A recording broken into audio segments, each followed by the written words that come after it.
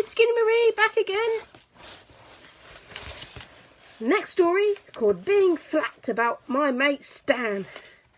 When Stanley got used to being flat, he enjoyed it. He could go in and out of rooms, even when the door was closed, just by lying down and sliding through the crack in his bottom. Sorry, at the bottom. Typo. Mr. and Mrs. Lambchop said it was silly, but they were quite proud of him, really. Arthur got jealous and tried to slide under a door, but he just banged his head. Being flat could also be helpful, Stanley found. He was taking a walk with Mrs. Lambchop one afternoon when her favourite ring fell from her finger. The ring rolled across the pavement and down between the bars of a grating that covered a dark, deep shaft. What am I reading? Mrs. Lambchop began to cry. I have an idea, Stanley said. He took the laces out of his shoes and an extra pair out of his pocket, because we all carry laces in our pockets, and tied them all together to make one long lace. Then he tied the end of that to the back of his belt and gave the other end to his mother. Lower me, he said, and I will look for the ring. Thank you, Stanley, Mrs. Lambchop said. She lowered him between the bars and moved him carefully up and down from side to side so that he could search the whole floor of the shaft. 2 policemen came by and stared at Mrs. Lambchop as she stood holding the long lace that ran down through the grating. She pretended not to notice them. What's the matter, lady? The first policeman asked. Is your yo-yo stuck? Looks like she's holding a yo-yo. I'm not playing with a yo-yo, Mrs. Lambchop said sharply. My son is at the other end of this lace, if you must know. Get in it, Harry, said the second policeman. We have caught a cuckoo. Just then, down at the shaft, Stanley cried out, Hooray! Mrs. Lambchop pulled him up and saw that he had a ring, the ring. Good for you, Stanley, she said. Then she turned angrily to the policeman. A cuckoo, indeed, she said. Shame. The policeman apologised. We didn't get it, lady, they said. We have been a bit hasty. We see that now. People should think twice before making rude remarks, said Mrs. Lambchop, and then not make them at all. Well, she has a point there, actually, doesn't she? You shouldn't be really mean about anybody. The policeman realised that was a good rule and that they should try to remember it.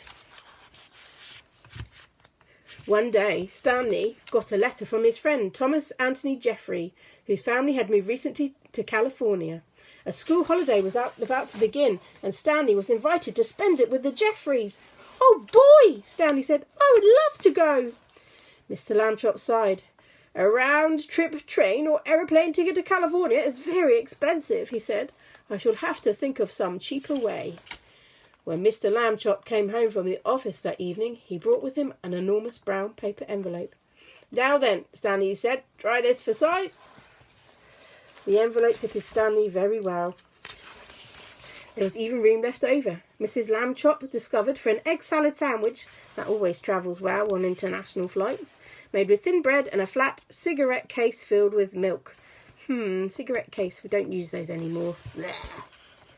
They had to put a great many stamps on the envelope to pay for both airmail and insurance, but it was still much less expensive than a train or aeroplane trip to California would have been. The next day, Mr. and Mrs. Lambchop slid Stanley into his envelope along with the egg salad sandwich and the case full of milk and mailed him from the box on the corner. The envelope had to be folded to fit through the slot, but Stanley was a limber boy, and inside the box he straightened up again. Mrs. Lambchop was nervous because Stanley had never been away from home alone before. She rapped on the mailbox. Can you hear me, dear? She called. Are you all right? Stanley's voice came quite clearly. I'm fine. Can I eat my sandwich now? Wait an hour, dear, and try not to get overheated, Mrs. Lambchop said. Then she and Mr. Lambchop cried out, Goodbye, goodbye, because they were very responsible parents, and went home. Stanley had a fine time in California. When the visit was over, the Jeffreys returned him in a beautiful white envelope they had made themselves. Typical Americans. Very thoughtful. He had red and blue markings to show that it was airmail, not patriotic. And Thomas Jeffrey had lettered it valuable and fragile, and this end up on both sides. Back home, Stanley told his family that he had been handled so carefully he never felt a single bump. Mr. Lambchop said it proved that jet planes were wonderful, and so was the post office department, and that this was a great age in which to live. Stanley thought so too. Wow, we might have a few more adventures with Stanley. And anyway, he's my mate. I've got to go. But it's nice, very nice to meet you. And as I say, my name is Skinny Marie, and I will see you again soon. Night night, my pretties.